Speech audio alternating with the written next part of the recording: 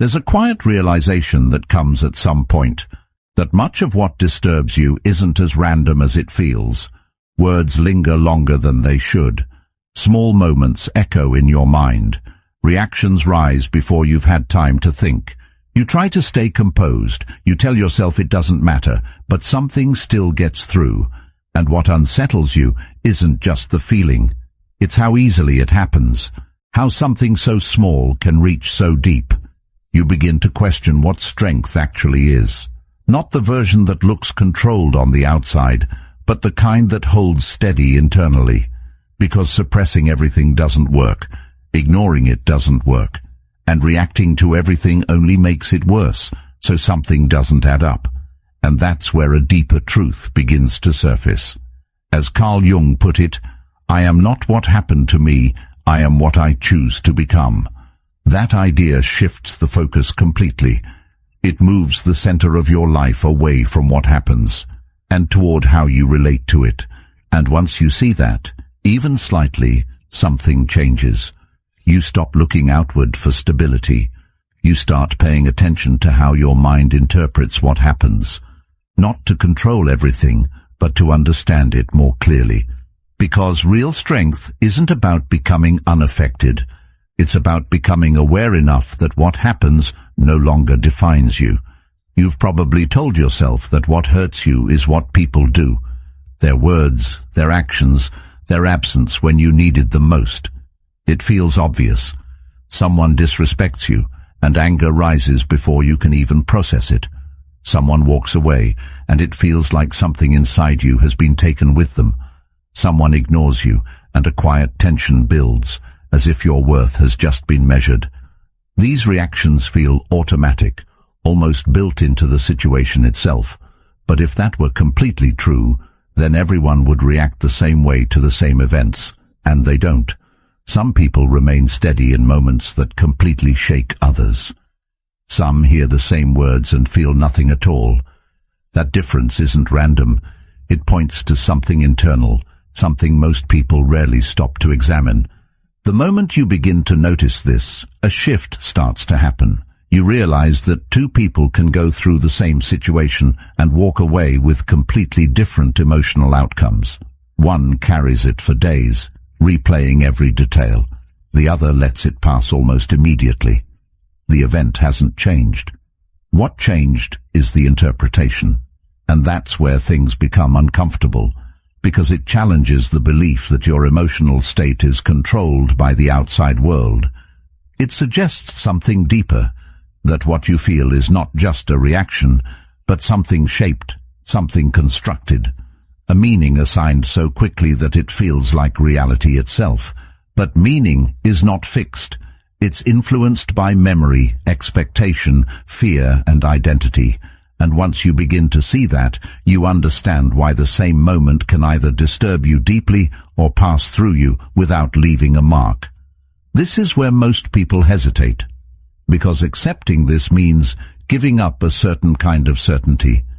It's easier to believe that the world is the cause of your inner state. That way, the responsibility stays outside of you. But the Stoics saw this differently. They understood that between what happens and how you feel, there is a space where interpretation forms, often without your awareness. And in that space lies the real source of your suffering. It's not just the event, it's what you make it mean. And that realization is uncomfortable, because it puts you face to face with your own patterns. The tendency to take things personally. The habit of assuming rejection where there was simply indifference. The quiet need to be seen, approved, validated. These patterns don't appear out of nowhere. They've been built over time, reinforced so often that they feel natural. But once you start paying attention, you begin to see how fast your mind moves. A delayed response becomes rejection. A neutral expression becomes disapproval. A disagreement becomes a personal attack. None of these meanings exist in the event itself, yet they feel real enough to trigger a full emotional response. And that's where the real vulnerability lies, not in what happens, but in how quickly meaning is assigned. Because once meaning is attached, the reaction follows almost instantly, and by the time you notice it, you're already inside it. That's why it feels so hard to control, because you're not just reacting, you're reacting to something that has already been shaped in your mind. As this awareness grows, something begins to shift. You start to see that your first reaction is not the full picture, it's just the first layer. And between that reaction and your response, there is a gap, small but powerful. In that gap, you can begin to separate what actually happened from what you assumed it meant. You can question it, you can slow it down. And sometimes, that's enough to change everything. Not instantly, not perfectly, but enough to weaken the automatic hold these moments have over you. Over time, this changes how you experience things. Situations that once felt overwhelming begin to feel more manageable. Reactions that once felt immediate begin to slow down. You don't stop feeling, but you stop being carried away by what you feel. And that's where a different kind of strength begins to form. Not the kind that resists or suppresses, but the kind that understands. Because when you understand that your experience is shaped by interpretation, you also begin to see that interpretation can be examined, adjusted, refined. You don't eliminate pain, but you reduce the unnecessary layers around it. And the more you practice this, the more something inside you starts to stabilize, not because the world has changed, but because your relationship to it has. You stop depending on everything going right in order to feel steady. You stop handing over control of your inner state to every external moment. And that's where things begin to shift in a real, noticeable way. You still experience life fully, but it no longer controls you in the same way. If this way of thinking is starting to make sense to you, don't let it stay as just another idea. Stay with it. Keep exploring it. Consider subscribing, not as a habit, but as a conscious step toward understanding yourself more clearly and becoming someone who is no longer easily shaken by what they cannot control. And this is where the deeper shift begins. Not in controlling the world, but in understanding your own mind. Not in avoiding difficult situations, but in seeing them without unnecessary distortion. Because once you reduce the distortion, the intensity of the reaction often follows. And what's left is something quieter, more stable, less reactive. A way of moving through life where you're no longer at the mercy of every external moment, but grounded in a perspective that you've taken the time to understand. Think about how quickly a moment can expand beyond what it actually is. A single comment, a brief tone shift, a look that might not even have been intentional, and somehow it lingers. It follows you into the next hour, the next conversation, sometimes even the next day. On the surface it seems small, almost insignificant, yet the effect it creates feels anything but small. There's a weight to it, a kind of emotional residue that doesn't match the size of the event itself. And that mismatch is where something important begins to reveal itself. Because if the moment was truly as small as it appeared, it wouldn't stay with you the way it does. Something else is happening beneath it, something that doesn't belong entirely to the present. That something else is rarely obvious in the moment. It doesn't announce itself. It operates quietly, almost automatically, shaping your reaction before you even have time to question it. What you feel seems immediate, direct, justified, but if you slow it down, even slightly, you start to notice that the reaction didn't come from nowhere. It connected to something already there. A memory you didn't consciously recall, an expectation you didn't realize you were holding, a belief about yourself that has been sitting quietly in the background, waiting for confirmation. And when that small moment appears, it doesn't just exist on its own. It activates everything attached to it. This is where the experience begins to shift from reality to interpretation. The comment is no longer just a comment. It becomes a sign of disrespect. The tone is no longer just a tone. It becomes evidence of disapproval. The look is no longer just a look. It becomes a judgment. And once that interpretation forms, the emotional response follows naturally, almost inevitably. But what feels like a direct reaction to reality is actually a reaction to meaning. And meaning, unlike events, is not fixed.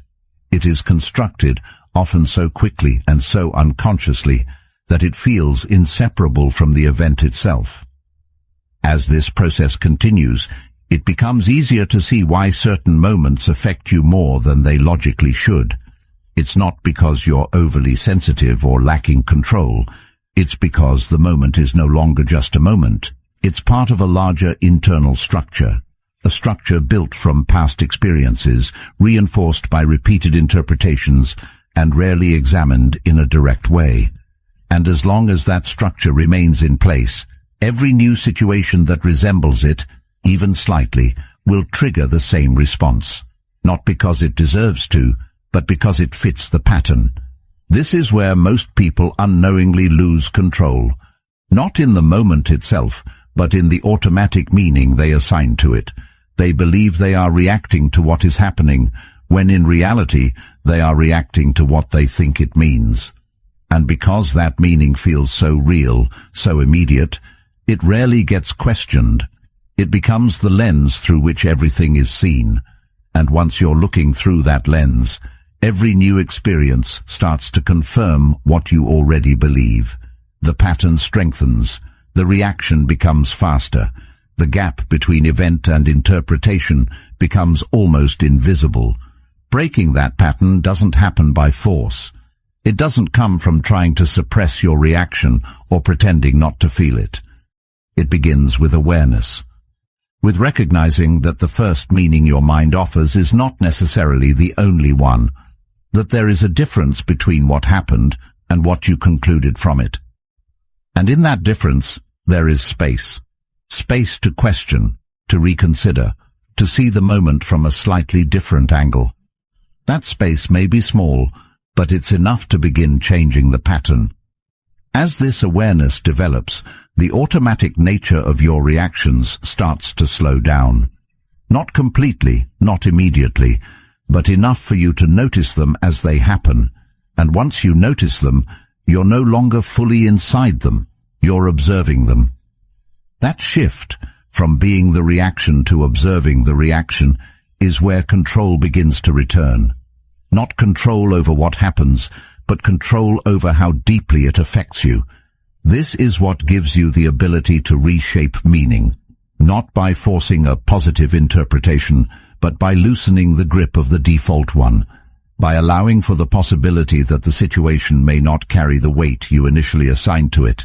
And in doing so, the emotional intensity often begins to decrease, not because the situation changed, but because your relationship to it did.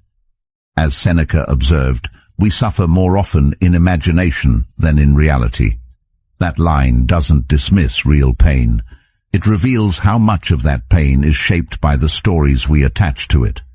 And once you begin to see those stories for what they are, not fixed truths but interpretations, you start to reclaim something that was always there, but rarely used with intention, the ability to see differently, and in seeing differently, to experience differently. There's a point where all of this stops being just an idea and starts becoming something you practice. Not occasionally, not when it's convenient, but consistently, because understanding that your interpretation shapes your experience is one thing, but applying that understanding in real time is something else entirely. This is where Stoicism shifts from something you agree with to something you actually do. It becomes training. Quiet, internal training that doesn't rely on perfect conditions, but on repetition, on catching yourself in the moment, on noticing when your mind begins to drift into exaggeration, assumption, or distortion, and choosing to bring it back, not forcefully, not aggressively, but deliberately. That distance is where clarity begins, not the kind of clarity that eliminates emotion, but the kind that prevents emotion from taking over completely. It allows you to see the situation with less distortion, less added meaning, less unnecessary weight. And when you see things more clearly, the emotional intensity often changes on its own. Not because you're trying to reduce it, but because you're no longer amplifying it. The mind tends to intensify what it focuses on, especially when that focus is driven by fear, insecurity, or expectation. But when you shift your focus toward what is actually present, rather than what you assume it means, the intensity begins to settle. But this kind of responsibility is also what creates stability. Because when you realize that your estimate is something you can examine, something you can question, something you can adjust, you stop feeling completely at the mercy of what happens. You begin to see that while you can't control events, you can influence how deeply they affect you. And that influence doesn't come from force. It comes from clarity, from seeing things as they are, not as they immediately feel. The challenge is that clarity is not always comfortable. In many cases, it requires letting go of interpretations that feel familiar, even if they're not accurate. It requires stepping away from patterns of thinking that have been reinforced over time, and that can feel uncertain at first. Because without those patterns, there's a moment where you don't immediately know what to think or how to react. But that moment is not a weakness, it's a space where you're no longer bound by automatic interpretation, where you have the opportunity to respond differently. Most people avoid this space without realizing it. They move quickly from event to reaction, filling the gap with assumptions, judgments, and conclusions that feel solid but haven't been examined. And in doing so, they maintain a sense of certainty, even if that certainty leads to unnecessary suffering. Because uncertainty, even when it opens the door to clarity, can feel uncomfortable. It requires patience. It requires a willingness to not immediately define what something means. But when you begin to stay in that space, even briefly, something changes. You start to see how much of your previous reactions were based on interpretation rather than fact. You start to recognize patterns in your thinking that you didn't notice before. And once you recognize them, they lose some of their automatic power. They don't disappear completely, but they become visible. And what is visible can be worked with. Over time, this becomes a kind of internal discipline, not rigid, not forced, but consistent. A habit of returning to what is actually happening rather than what your mind suggests is happening. A habit of questioning your first interpretation, not to dismiss it, but to understand it more clearly. And in that process, the emotional charge that once felt overwhelming begins to feel more manageable. You don't become unaffected. You become less easily carried away. You still notice what happens. You still feel the impact. But the impact doesn't define your entire state. It doesn't dictate your next thought, your next reaction, your next decision without your awareness. And that awareness is where your stability begins to form. Because when you see clearly, you reduce the space for unnecessary suffering, not by eliminating difficulty, but by removing the layers that amplify it. And those layers are often built from interpretation, from assumption, from the habit of adding meaning before fully understanding what's in front of you. So the practice continues, not as a one-time realization, but as an ongoing process, a return to clarity, again and again. And with each return, the hold that external events have over you becomes slightly weaker. Not because the world has changed, but because the way you see it has. Clarity has a way of stripping things down to what they actually are, and that's exactly why most people resist it. Not consciously, not in a way they would openly admit, but in subtle, almost invisible ways. Because clarity removes illusion, and illusion, even when it creates discomfort, often feels safer than facing something uncertain or unfamiliar. It gives you something to hold on to, even if that something is distorted. It tells you a story that feels consistent, even if it isn't entirely true. And once that story is in place, it becomes easier to navigate the world through it, rather than questioning it every time something challenges it. This dependency doesn't always look obvious. It doesn't always appear as a clear need for approval or validation. Sometimes it's more subtle. It's the need for things to go a certain way in order for you to feel okay. The expectation that others will respond in a way that aligns with your internal standard. The quiet assumption that your environment should match your preferences. And when it doesn't, something inside shifts. Not dramatically at first, but enough to create tension. Enough to pull your attention outward, toward what you cannot control, instead of inward, toward what you can understand. As this pattern continues, it becomes familiar, almost normal. You begin to measure your internal state against external conditions without realizing it. A good interaction lifts you, a negative one lowers you. Silence creates doubt, attention creates relief, and without noticing it, your stability starts to fluctuate based on variables that are outside your influence. This is where vulnerability quietly takes root, not in the events themselves, but in the reliance on them to maintain your sense of balance. The Stoics approached this differently. They didn't try to remove emotion from their experience. They didn't aim to become indifferent in a detached, lifeless way. What they focused on was dependency. They understood that as long as your inner state depends on something external, you are exposed to it, not occasionally, but constantly, because the external world is unpredictable by nature. People change, situations shift, outcomes vary, and if your stability is tied to those changes, then your internal state will change with them. This is why they emphasize the importance of grounding yourself in what is within your control, not as a concept, but as a daily practice, a way of returning your attention to something stable, something consistent, something that doesn't fluctuate based on external behavior. And that doesn't mean ignoring the world or pretending that nothing affects you.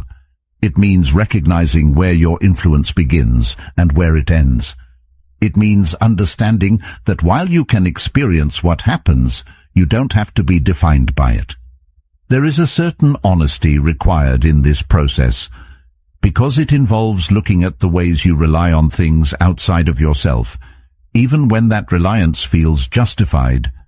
It involves noticing how often your mood, your thoughts, your sense of self shifts in response to something external, and that observation can feel uncomfortable at first, not because it reveals something negative, but because it reveals something dependent, something that hasn't been fully examined. But once you begin to see it clearly, the dynamic starts to change. You realize that the instability you've been experiencing isn't coming solely from what happens around you, but from how much weight you've placed on it, from how much authority you've given it over your internal state. And that realization doesn't weaken you. It gives you a point of return, a place to begin shifting your focus back towards something that belongs to you. As Seneca observed, he who depends on himself is the happiest man. That idea isn't about isolation or rejecting connection. It's about reducing unnecessary reliance on things you cannot control. It's about building a kind of internal stability that doesn't collapse when external conditions change. And that stability doesn't come from removing emotion. It comes from understanding it, from seeing where it originates, what it attaches to, and how it moves through you. When you begin to reduce dependency, something subtle shifts. You stop waiting for things to align perfectly in order to feel steady. You stop needing constant reassurance to maintain your sense of self. You still notice what happens. You still care. But the impact doesn't reach as deeply as it once did, because it no longer determines your foundation. And this is where the question becomes more direct. If your stability is no longer tied to external behavior, if your sense of self is no longer dependent on how others respond, if your internal state is no longer shaped by things you cannot control, then what exactly is left for the world to take from you? And that anchor is not found outside. It's built gradually, through awareness, through understanding, through the repeated act of returning your attention to what you can actually influence. It's not something that appears all at once. It develops over time as you begin to recognize the patterns that once controlled you and slowly loosen their hold. In that process, the world doesn't become easier, but your relationship to it becomes clearer. And in that clarity, the need to depend on it for your stability begins to fade. It's easy to misunderstand what all of this leads to. When people hear about becoming less affected, less reactive, less dependent on external events, they often assume it means becoming cold, detached, unfeeling, as if the goal is to move through life untouched by anything, disconnected from experience itself. But that's not strength. That's avoidance wearing a mask of control. Real strength doesn't come from shutting things down. It comes from understanding them so clearly that they no longer overwhelm you. You don't stop feeling. You stop being carried away by what you feel. There's a difference, and it's more important than it seems at first. Being carried away means your reaction defines you in that moment. It takes over your thinking, your perception, your sense of self. It pulls you into a narrative that feels absolute, even when it isn't. But when you're not carried away, the feeling is still there. You notice it, you experience it, but you're not inside it in the same way. You're aware of it, and that awareness creates space. That space is where everything begins to change, because once there's space, there's a gap between what happens and what you conclude about yourself because of it. And that gap is where most people struggle. They collapse the two into one. Something happens, and immediately it becomes personal. A rejection becomes a statement about your worth. A criticism becomes proof that you're not enough. A loss becomes a reflection of something missing within you. But those conclusions are not inherent in the event. They are added.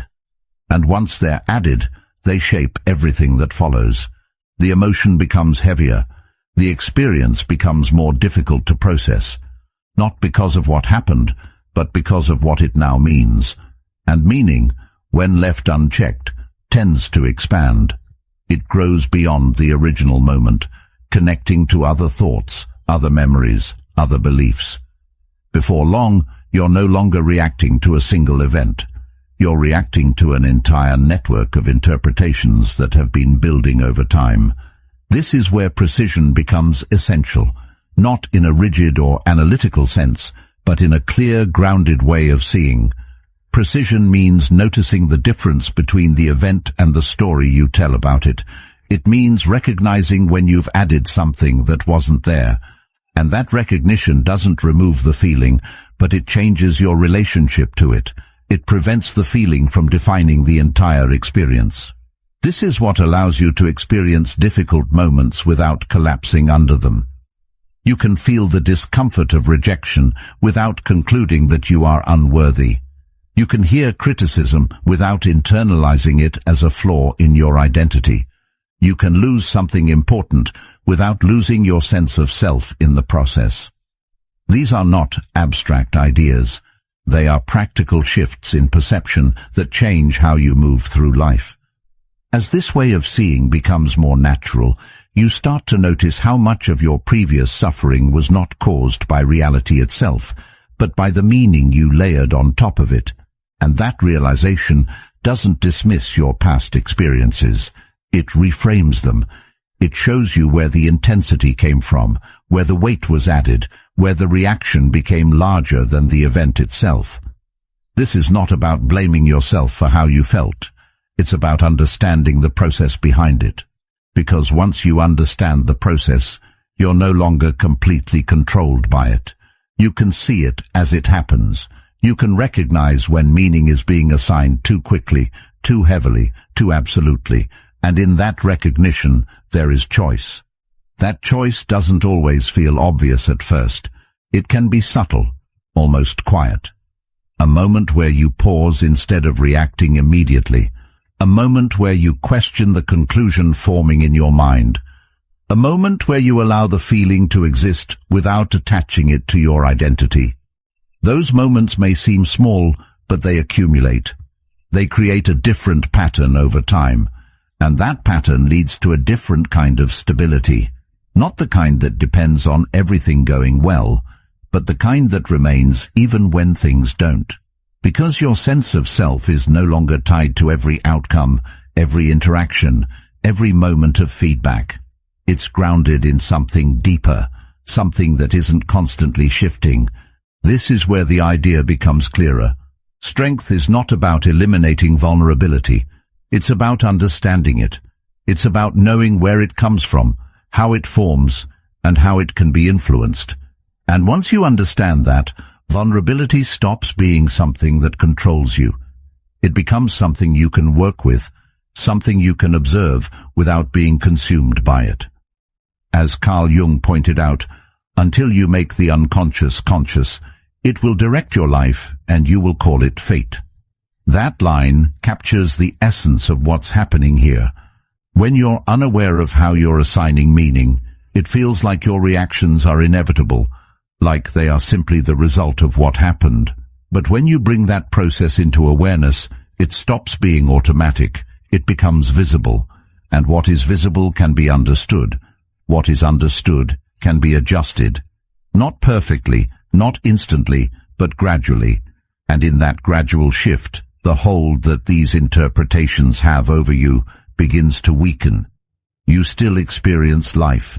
You still feel its impact. But you are no longer defined by every moment.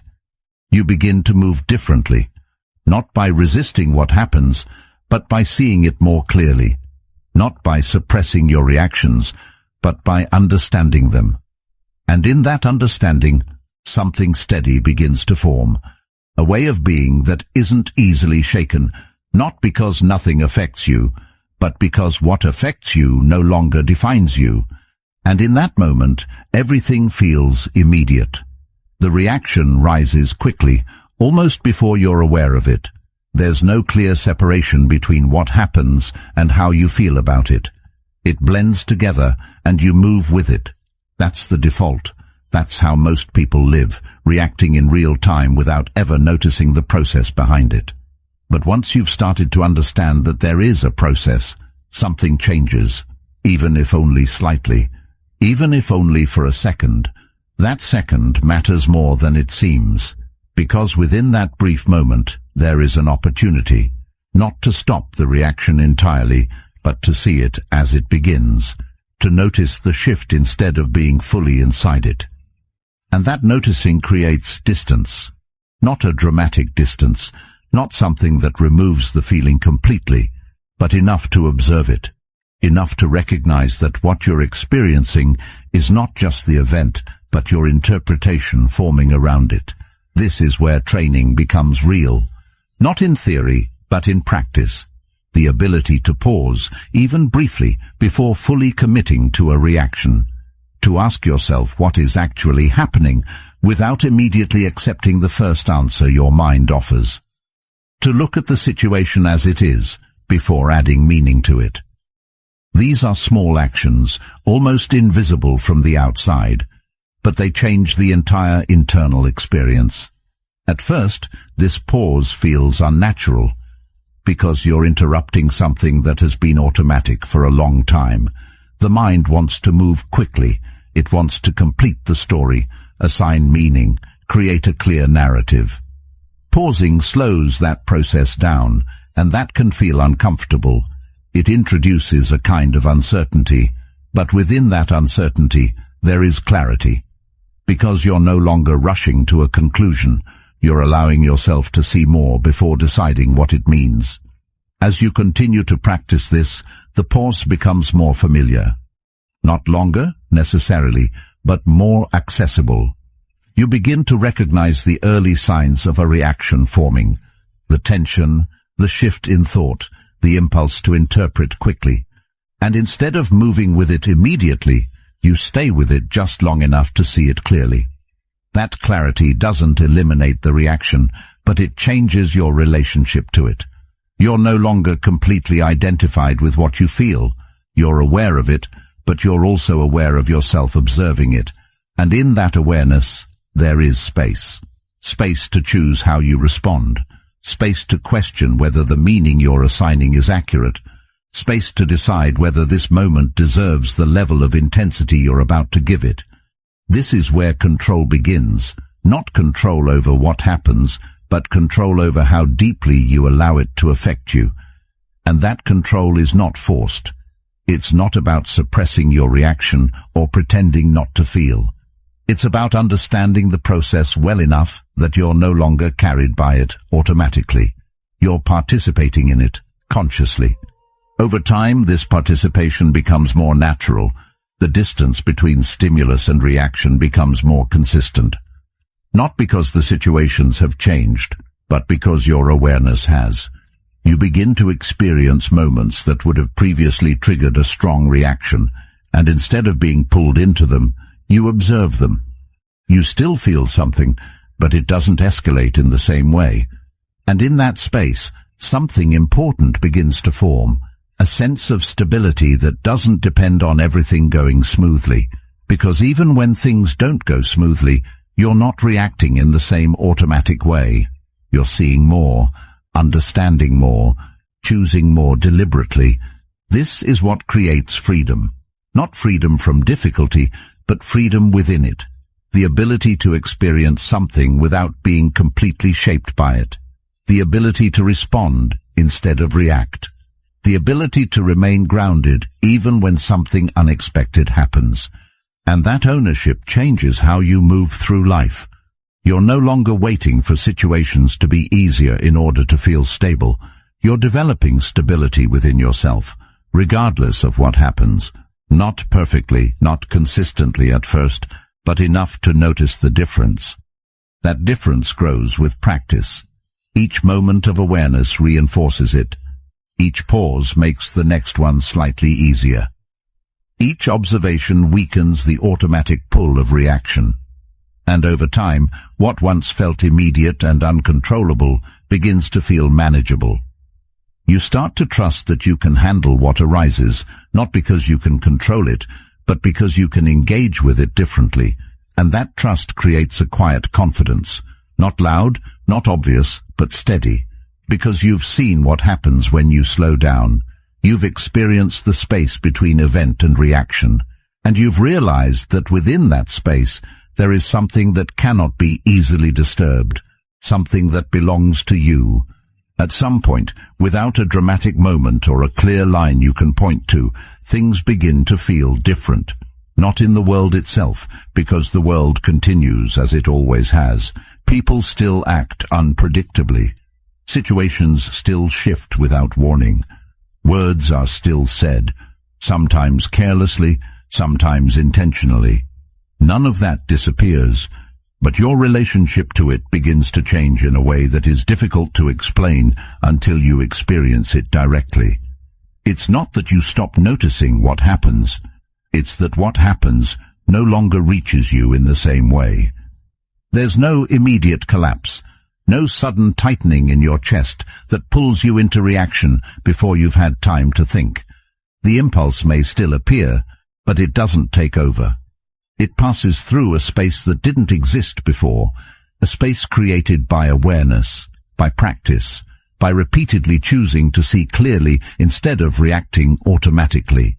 And in that space, something holds, something steady, something that doesn't move as quickly as everything else around you. You begin to observe more, not in a detached or distant way, but in a grounded, attentive way. You notice what is said, but you also notice how your mind starts to interpret it. You notice what happens, but you don't immediately decide what it means. There's a delay, a brief moment where things remain open instead of being instantly defined, and that openness changes everything. Because once something is defined too quickly, it becomes fixed. But when you allow it to remain open, you give yourself room to see it more accurately. This shift is quiet. It doesn't announce itself. It doesn't feel like a breakthrough. It feels like a gradual settling, a reduction in unnecessary tension, a sense that you don't need to respond to everything with the same urgency as before, that not every situation requires a reaction, that not every word carries the weight you once gave it. And in that realization, something begins to loosen. You assume less. Not because you've forced yourself to, but because you've seen how often assumptions led you away from clarity. You've noticed how quickly the mind fills in gaps, how easily it creates stories that feel convincing but aren't always accurate. And once you've seen that enough times, you become more careful. not hesitant but precise. You allow things to be what they are before deciding what they mean.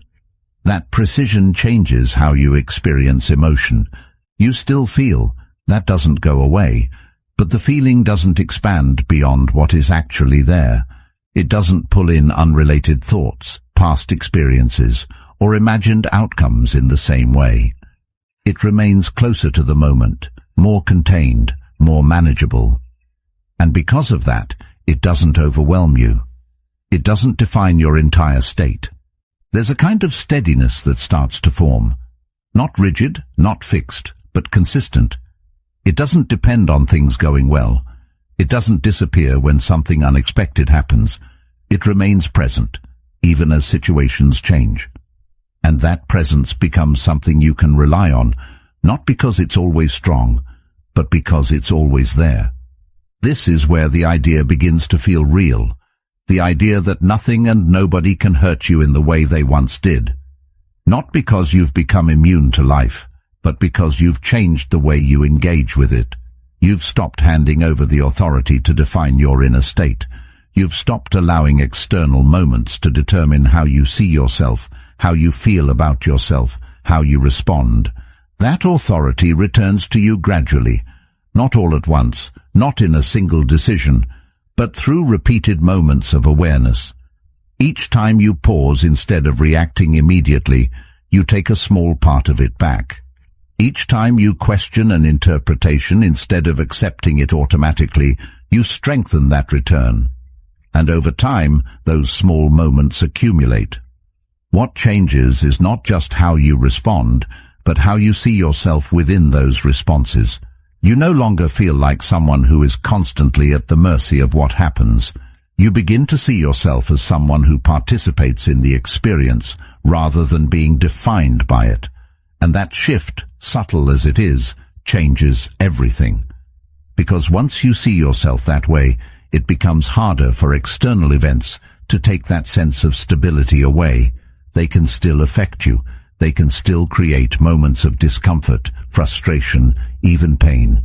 But they don't reach the same depth. They don't disrupt the foundation in the same way. As Marcus Aurelius reflected, you have power over your mind, not outside events. Realize this, and you will find strength. That strength is not loud. It doesn't need to prove itself.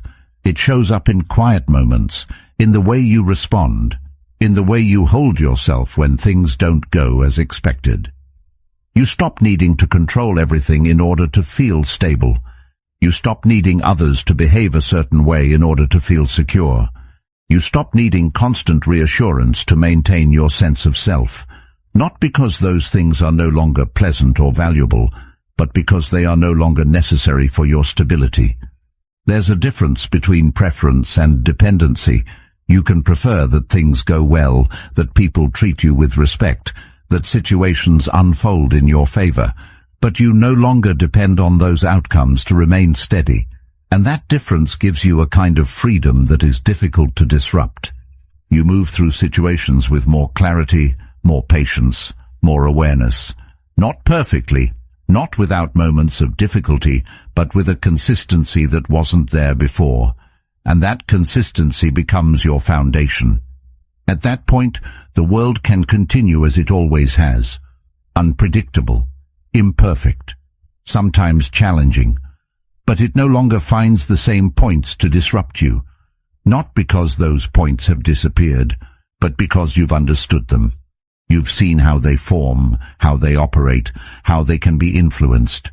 And once you understand something at that level, it loses some of its power. Not completely, but enough to change your experience of it. Enough to create space where there was once immediate reaction. Enough to allow you to remain steady even when things are not. That steadiness is not something you achieve once and keep forever. It's something you maintain, something you return to, something you reinforce through continued awareness. But once it's there, even in a small way, it becomes a reference point. A reminder of what is possible when you see clearly. There comes a point where you realize nothing outside of you ever truly had the power you thought it did. It was never the world that needed to change.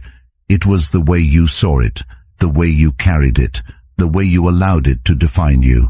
And once that shifts, even slightly, you begin to move differently, calmer, clearer, harder to shake. Not because life got easier, but because you did. If this spoke to something real in you, don't stop here. There's another video on your screen right now that will take you even deeper into this path. Watch it and keep building that inner stability step by step.